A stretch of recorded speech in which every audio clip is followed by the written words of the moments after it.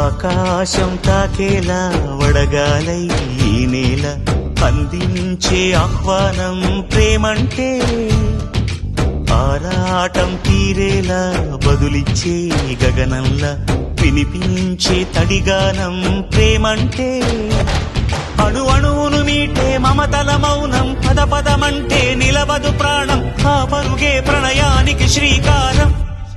దాహంలో మునిగిన చివురుకు చల్లని తన